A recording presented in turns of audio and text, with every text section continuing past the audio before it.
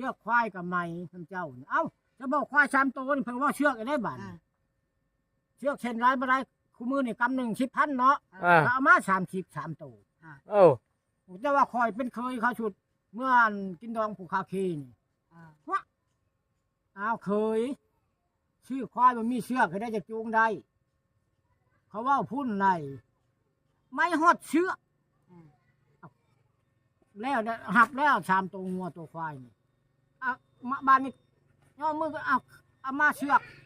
3 เส้นควาย3ตัวดิเขาบ่มีเชือกก็ได้จะจูงได้เขาว่าแม่นถ้าเขาจะว่าบ่เขาว่าควายแขนเคาะมันโมแมนเคาะแขนควายเขาจะว่าแม่นความกับเจ้าอยู่เคาะน่ะมันแขนอยู่น้ำควายกระทึกตัวนี้น่ะถ้าหาว่าควายแขนเคาะควายบ่ลำเรื่องจังว่าอันนี้นะสิมาลำงานดองนี่เสียบ้านอันนี้แล้วนี่คันว่ากินดอกมือได้ก็เป็นงานแล้วนี่เอาเพิ่นมาล้ำให้ฟรีแล้วนี่ฮู้จักบ่มันเคาะน้องแล้วจะทำล่ะว้ายมาแบ่งเอาเมียล่ะเอาจะน้อยคอยกับเจ้าเอากันมานำอยู่นี่โลดนี่เพิ่นมาล้ำเรื่องอยู่นี่โลดนี่เอาอยู่ใช้เนาะอาจารย์บ่ได้ปาดเอาบ่กกอันนี้ตัดเอาบ่รู้ว่าได้บักทิมเนาะคำลาวิไลพรพระเอกหมอลำเขาจะเห็นคอยกับเจ้านี่เขานำมาเห็นแต่ใน YouTube ก็เลยเห็นแต่ในช่องเพราะว่าว้าว4 โต5 โต YouTube อ้าวก็ว่าตำหิตำคลองอะไรเนาะบ่าผงแม่นบ่ว้าวโอ้ยเนาะโดยว้าวคือคอยว้าวนี่สบายบ่ได้คอยเอากันแล้วจะคอยหาน้ำกันก็ได้ใจผู้ก็ถือหีด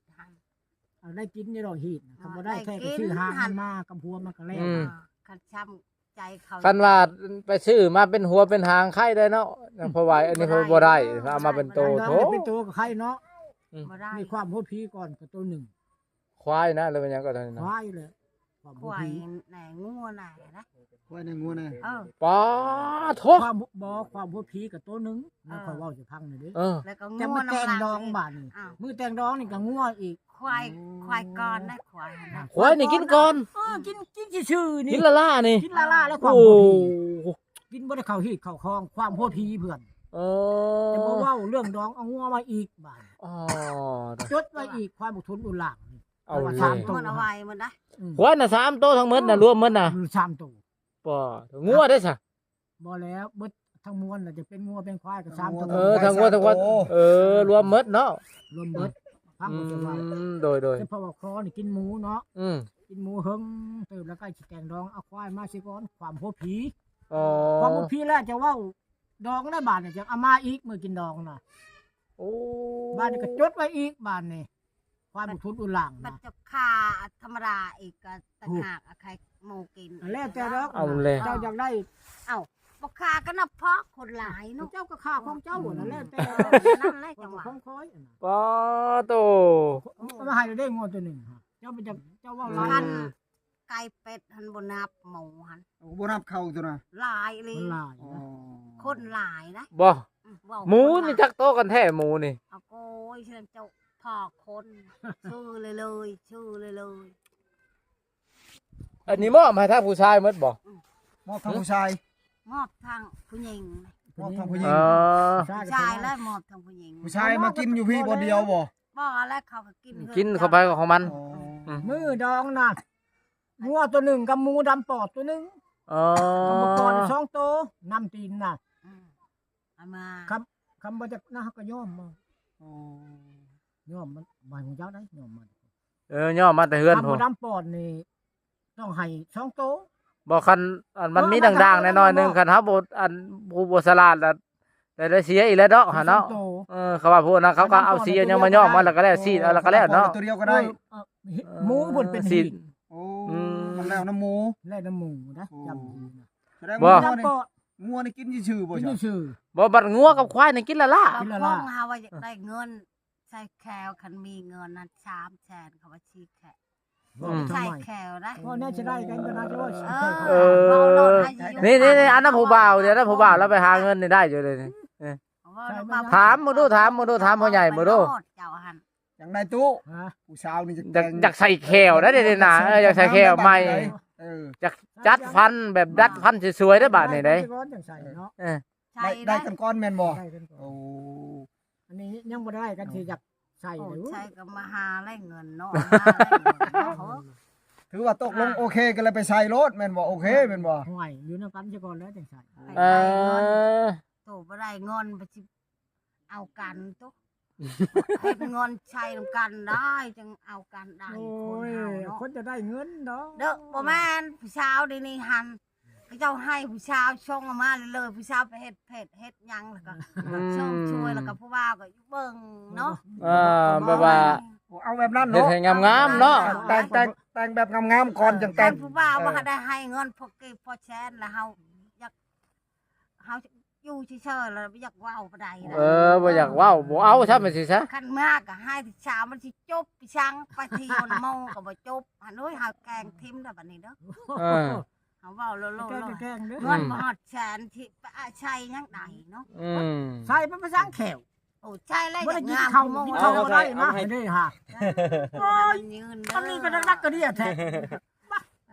ให้ร่ำให้รวยเด้อ อยู่ดีมีแห้งแล้วคือ ตั้งน้อยนี่สิเอา บ่ได้ตื่มใส่หน่อยหนึง มา เพื่อ รับ ใส่แค่ นั่นได้แขวได้ คำลาเด้อ ห่างเห็น บ่าวคำลาแล้วก็อันนั้นเก็บไว้เด้อ โดย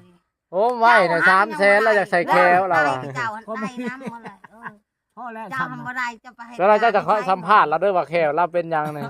เราจังแขวแล้วเราหลอด ตกตลอด อ่า ฉันก็บ่ร้อนนะคะตกตลอดไปน้ำลานนั่นนี่ไปห้องหมอ เด้อบักกะลาเด้อ อืม เบิ่งเอาเลยแล้วเนาะนี่ อืม จักสวาได้แหละ เพื่อนชาน เพื่อนเราครับ ลูกกับเป็นกระเทย เออ แล้วก็ไป ไปหาเงินก็บ่ได้ลู เป็นกระเทยก็บ่เคยนอกใจ ตัวเพิ่นก็ได้ แล้วก็มาหอดยามมาแล้ว เอ ว่า อ คันบ่มา แล้วจะว่า บ่มีเงินมา ให้เอาตู้พายนี้เนี่ยมันสิขักเพราะว่า เอา มา มา ซอยเวียก โลด มาซอยเวียกซอยงานนี่ เออสิ เรื่อง เอา งาน หั มัน ก บ่ได้ แล้ว ยาก มี เลย เงิน งานกลางคืนนี่ เอา บ่ บ่ ได้ ได้ ยาก ไป เลยบ่เท่าก็ได้ ต้อง เนาะ ฮิตประคองมันเนาะ แม่น ฮีดคลองโอ้ยพายก็ยอมแต่ฮีดคลองนี่นะ ค่ะ อย่ายอมมันน่ะคันมักแล้วไปหาแล้ว ชูตู้ไฟ สู้ได้ตู้สู้ได้ คนมักแล้วมันต้องสู้ได้เนาะ ก็3โต4โต เฮาก็บ่ชุดเนาะ ก็เดียวก็พอแล้ว ไปขอน้ำเพิ่นเพื่อหันได้ เออ นะ มา น้ำลุงบ่ขอน้ำลุงหรือขอน้ำไผเดี๋ยวนี้ ขอน้ำลุงคันลุง ลุงตัวใหญ่ ขอน้ำลุงอะไรเพราะว่าอั ลุ น งใหญ่เพื่อลุง ลุงใหญ่ ชุด ลูกว มาง เนาะ โพ เออ ไอ้แขวมันว่องพอแล้วลุง ไปเว้ากับลาวโลกไป มันอยู่บ้านพุ่นเด้ใกล้บ้านบ่าวอันน้อมพุ่น โอ้โห ลุงตัวนั้นได้ โอ้ ลุงตัวนี้อยู่หัวพายลุงตัวนี้ เออ นี่ลุง ไปละขอบ่ได้แต่เตะแขวออกเลย ไอ้ลุงน้ำหอยบัก อันนี้หันลุงกลางตัวนั้นลุงใหญ่ โอ้ เออ โหนั่นเลย อันนี้หันเฮือนเอ้ย เพราะว่ามันบ่แม่นดอกคนน่ะเว้าเอาซื่อๆเนาะ เออเว้าไปเว้าใส่ลาวโลดเว้าใส่ลุงโลด นิ่งอยู่นี่นี่ เออ นี่ อืม กูมือนี่ กินแล้วเนาะ กูมือนี่เฮือนเจ้าก็บ่ได้มีชานแม่นบ่ อ่า โอ้ย สมัยหลานสอนปู่ อืม กูมือนี่ตะกี้น่ะปู่สอนหลาน อันนี้ลานชอนปู เนี่ยนี่อันหลานสอนปู่ เออ อ๋อ โอ้แล้ว บ่ว่าดอกคนอื่นสอนนั้นนี่นะโทรศัพท์ละชิปนี่คือคอยแล้ว เออแม่นแล้วบ่เป็นกับ เออ มานี่ นิด พ น้ อ อย เนาะ นะเกิดวันนี่เขาเป็นเบิดแม่นบ่ แม่นแหละ จังว่ากูมือนี่ก็แม่นเพิ่นเว้าอยู่ โดย คืนแก่กว่าหลัวแก่กว่าพระ เลย จังว่ามันซ้ำกันแล้ว โดย แต่ว่าจัวใหญ่กว่าพระ โดย จัวน่ะบ่ได้ย่านพระ แม่ นี่ น จะมาใช้กันชันเข่าเนาะทิทุ โด ใน ย ฝ่ายศาสนา แต่สมัยนี่ก็ว่าไปพระพุทธเจ้าน้อยหนึ่งกับบ่ถือจัวน่ะมีบาทบ่ถือนะ โอ้ ธรรมดามันก็มีบาทก็ให้จกออกไม่ออกกูมือเนี่ยบายฮอดบาทนี่ออก อ่า นั่งฮอดมิงแม่นบ่ โอ้บายฮัดบาทคู่มือเลยแม่น บายได้ โอ้นางฮัดแมงอีก นั่งฮอดมิง โอ้ เขาบ่ได้ว่ามิงนี่เขาว่าเตียง เขาว่าเตียง เขาว่าเตียงกูมือนี่ก็ซ้ำเฮาเป็นจัวน้อยนี่โตไผสิไปใกล้ได้อีกเนาะ คู่เลยเนาะมาหน่อยเนาะ เรื่องอันนี้ศาสนาอันนี้กันนะจะมามักเกี่ยวใส่ฮีดอีกแม่นบ่ฮีดนี่ก็อยู่ในเฮาเว้าก็บ่ว่าแล้วก็ป้าเป็นเล็กน้อย ป้าบ่ได้เขาหันเขาเอา ได้ โอ้ตะกี้เนาะ ตะกี้นี่ แล้วเขาก็นำ เห็นบ่หน้าเฮาเคยมีแต่แหกก็ยังบ่มีเฮาป้าไปนำ เจ้าคึดคักๆเด้อเอ้ยพอก็อยากได้ฮีทแล้วก็ตายเสียแล้วเอาไปเสีย อืม คึดคักๆเด้อโชว์นั้นมันไปแล้ว โอ้แท้ลิเนาะ เอ้ยไปเสียงไม่ใช่ก็มีแต่ออกฮีทในเฮือน อืม อยากเอาไปอยากคันบ่ได้ไปถ้างัวหัน มัวตายก่อนบัดคนบัดตายน้ำหลัง โดย ไปเชียงไปใช้ได้ แม่คนได้ว่าคนตายแล้วจะเห็ด เนาะ เนาะ ว่าอยากเฮ็ดดองก็บ่ทันได้เฮ็ด สิ เฮ็ เห็ ด ด น้ำ เนาะ หลัง ปี เค นี้ ยมันสิเอาเฮ็ดแล้วมาแล้ว คนเอาไปเลยจะเห็ดเนาะ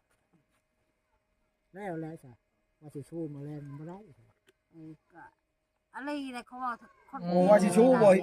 บ่ตู้ บ่ สิชู้ เขา บ่แม สิ ลง สู้ นี่ ล่ะ ว่าซั่นแล้วเรา พัดว่าบ่ได้เนาะก็จำเป็นแล้วบาดเฮ็ดได้ แล้วสิบ่นอนจะเชื่อบ่จะสิบ่รับบ่ หันวางหันบ่จักอันนี้บ่ได้ดี บ่ได้นี่บ่บ่ได้นี่ก็พูดแล้วเที่ยงนาพุ่นแหละ เอาแล้วตู้เห็นแล้วดิ อ้าว บ่ได้ เพราะเพิ่นบ่ได้อยู่ในเที่ยงนาเพิ่นอยู่พี่เนาะเฮาก็นอนอยู่พุ่นอยู่เที่ยงนา บ่ได้ยินเขาจะว่าไปเฮ็ดอยู่ไปยังไว้อยู่บ่อนอื่นแล้วได้นะ ได้แล้วคือแถวเมืองนองเมืองแนงอยู่เป็น ได้เขาว่าในเฮือนน่ะบ่ได้ บ่ได้บ่ได้ อ้าวบ่ได้ไปพุ่นได้บ่ได้งัวพุ่นแล้ว บ่เลี้ยงงัว เที่ยงลูก โอ้โด บ่ได้